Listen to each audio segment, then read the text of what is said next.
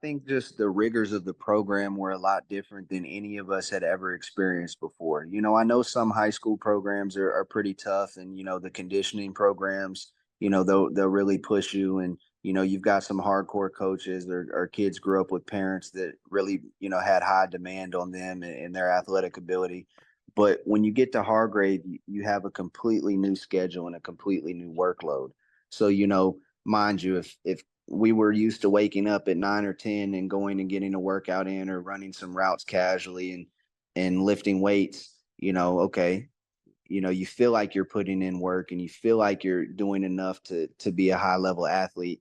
But then you get there and you wake up at 5 in the morning and your bed has to be made and your face had to be shaved and your head had to be shaved. You don't have a phone, you don't have access to the outside world.